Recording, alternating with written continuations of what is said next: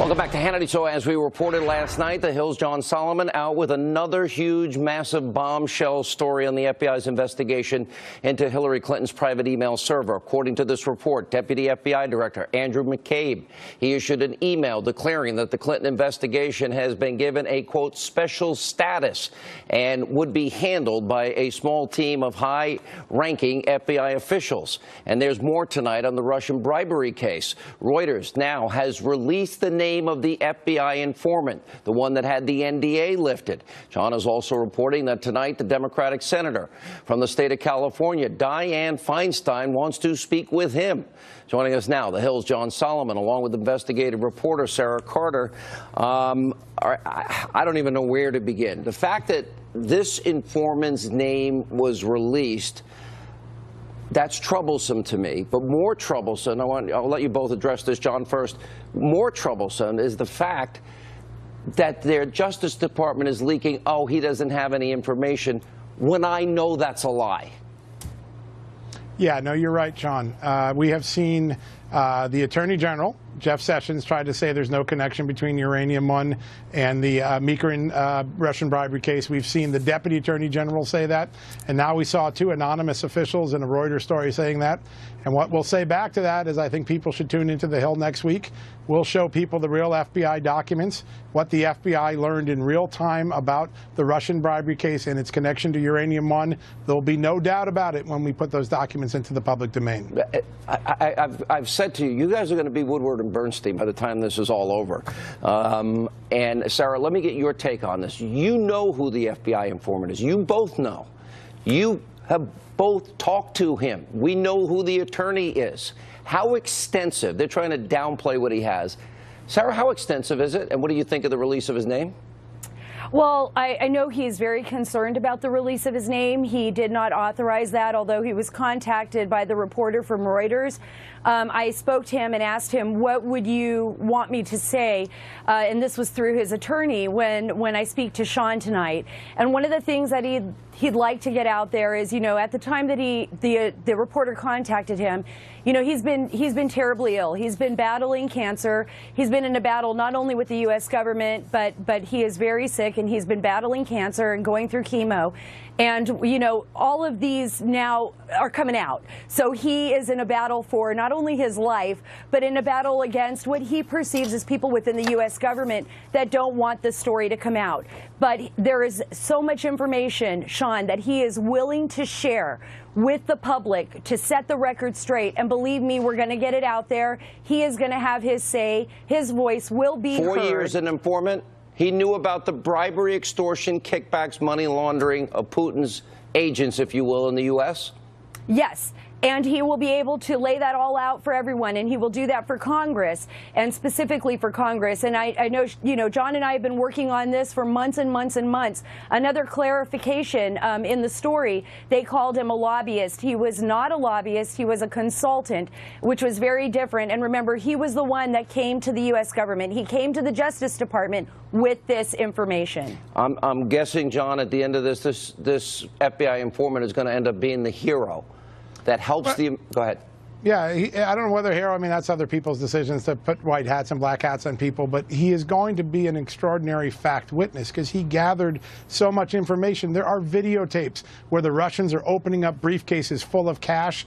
These are the people that we then gave uranium to, that we then gave nuclear fuel contracts to. When people see these videotapes... All this is happening before they sign off on Uranium. That's right. They knew about bribery, extortion, kickbacks, money laundering before. They knew this was Putin. They did it anyway. The Russians must think we are really dumb. That's funny that you would say that, Sean, because there was a conversation that the informant attended where they actually said that about Americans, and we'll be reporting on that soon. But the Russians really thought they had played America on this one. Wow. All right. We will get to the bottom of this. Let me go back to this story about McCabe. We had the tarmac meeting. We had, Sarah, it's not an investigation, it's a matter. We had the exoneration letters written beforehand. Now Andrew McCabe had given a special status. Is that equal justice under the law, Sarah? Special status? Do I get special status when they're investigating me? No, we don't. And according to FBI law enforcement officials who were involved in the investigation, that is something that they were so concerned about. You know, a lot of these FBI agents had reported this, and they are reporting this. So this is something that's very important. There was no special status for other people, but there was special status for Hillary Clinton. And we can see progressively by all the evidence what former Director James Comey did and how he changed things. Gross negligence was removed.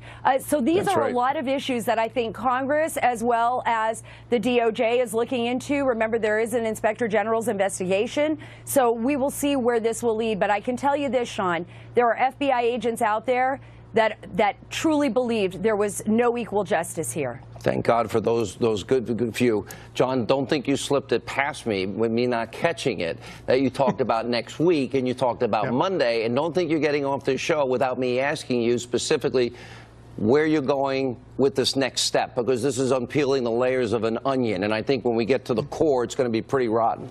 Yeah, listen, there are now allegations in the public that this guy didn't have anything to do with Uranium One reporting, and we're going to be able to show that that's simply not true.